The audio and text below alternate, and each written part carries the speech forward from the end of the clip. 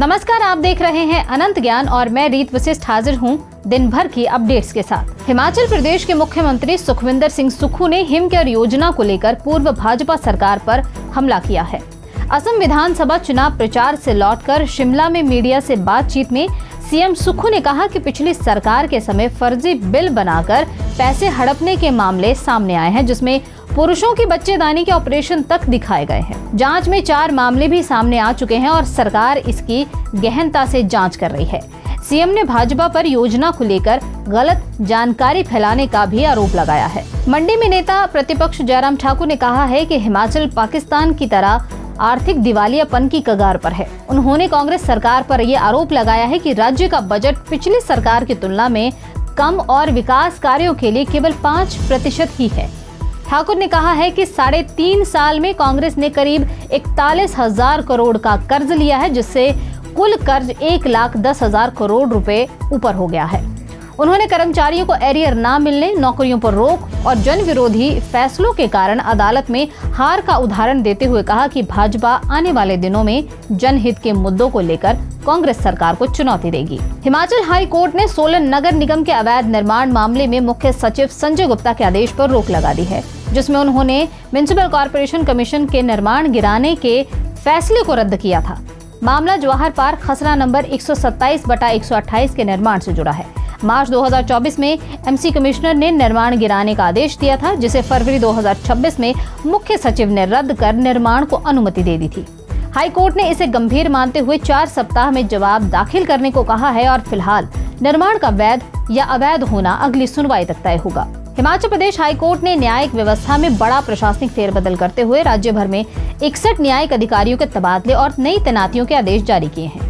इन आदेशों में जिला एवं सत्र न्यायाधीश, अतिरिक्त जिला न्यायाधीश, वरिष्ठ सिविल जज और सिविल जज के स्तर के अधिकारियों को तत्काल प्रभाव से नई जिम्मेदारियां सौंपी गई हैं। ये अधिसूचना उच्च न्यायालय के रजिस्ट्रार जनरल की ओर से जारी की गई है। हिमाचल प्रदेश में पंचायत चुनावों के लिए संशोधित आरक्षण रोस्टर जारी कर दिया गया है। नए रोस्टर के तहत पंचायत प्रधान, वार्ड सदस्य, बीडीसी सदस्य और जिला परिषद वार्डों के लिए कुल मिलाकर करीब 55% सीटें आरक्षित हैं। महिलाओं को 50% आरक्षण मिला है, जबकि ओपन सीटें लगभग 45% ही रह गई हैं। उप प्रधान पद के लिए सभी वर्गों के उम्मीदवार चुनाव लड़ सकते हैं। आम आदमी पार्टी के नेता और दिल्ली के पूर्व उप मुख्यमंत्री मनीष सिसोदिया को हिमाचल प्रदेश की अदालत में पेश होने का आदेश मिला है। ऊना जिले में वर्ष 2022 के मानहानि मामले में उन्हें 12 मई को हाजिर होने का सम्मन जारी किया गया है। ये मामला पूर्व प्रदेश अध्यक्ष और अधिवक्ता अनूप केसरी से जुड़ा है, जिन्होंने सिसोदिया पर चरित्रहीन टिप्पणी का आरोप लगाया था।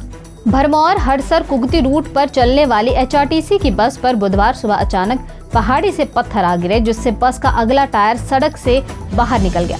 गनीमत ये रही कि पहाड़ी से गिरते पत्थरों को देखकर चालक ने सूझबूझ का परिचय देते हुए आपातकाल में ब्रेक लगाकर बस रोक दी, जिससे बड़ा हादसा होने से बचा लिया गया। जिस समय बस पर पत्थर गिरे उस समय बस में करीब 20 से ज्यादा सवारियां मौजूद थी।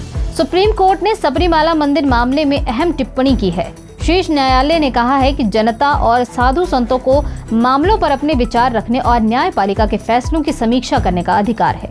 कोर्ट ने ये कहा है कि धार्मिक स्थलों और प्रथाओं से जुड़े मामलों में समाज की व्यापक भागीदारी और विमर्श को नजरअंदाज नहीं किया जा सकता। इस टिप्पणी को धार्मिक और संवैधानिक अधिकारों के संतुलन की दिशा में महत्वपूर्ण माना जा रहा है। हिमाचल प्रदेश क्रिकेट एसोसिएशन की 2 खिलाड़ियों कांगड़ा की धन्य लक्ष्मी और अहाना शर्मा का चयन बीसीसीआई के अंडर 19 गर्ल्स एथलीट कैंप के लिए हुआ है। ये कैंप 27 अप्रैल से 23 मई 2026 तक बेंगलौर में आयोजित होगा। खिलाड़ियों को पहले धर्मशाला में शारीरिक फिटनेस परीक्षण दिया जाएगा, जिसके बाद एचपीसीए के मानद सचिव मनोज शर्मा ने चयनित खिलाड़ियों को बधाई दी और इसे राष्ट्रीय स्तर पर पहचान बनाने का महत्वपूर्ण अवसर बताया। शिमला पुलिस को नशे के खिलाफ अभियान में सफलता मिली है। स्पेशल सेल की टीम को गुप्त सूचना मिली थी कि मनीमाजरा की 40 वर्षीय महिला डाउनडेल के कोडी बस्ती इलाके में हेरोइन बेच रही है। कार्रवाई में महिला के पास से करीब 40 ग्राम चिट्टा बरामद किया गया है। आरोपी महिला को मादक पदार्थ रखने के आरोप में गिरफ्तार कर थाना सदर शिमला में एनडीपीएस अधिनियम की धारा 21 के तहत मामला दर्ज कर लिया गया है। हिमाचल प्रदेश में अप्रैल महीने के बीच मौसम ने करवट लेते हुए दिसंबर जैसी ठंड का एहसास करा दिया है। राज्य में ऊंचाई वाले इलाकों में बीती रात से रुक रुक कर बर्फबारी जारी है, जबकि मध्य और निचले क्षेत्रों में तेज हवाओं के साथ झमाझम बारिश हो रही है। वहीं प्रदेश में 9 को भी मौसम खराब रहने का पूर्वानुमान है। 10 अप्रैल को धूप खिलने की संभावना है और 11 से 13 तक फिर पश्चिमी विक्षोभ सक्रिय होने से कई जगह बारिश, बर्फबारी और अंधड़ के आसार हैं। तो ये थी दिन भर की कुछ अहम खबरें। बाकी की तमाम जानकारी के लिए आप अनंत ज्ञान के YouTube और Facebook चैनल को सब्सक्राइब करना ना भूलें।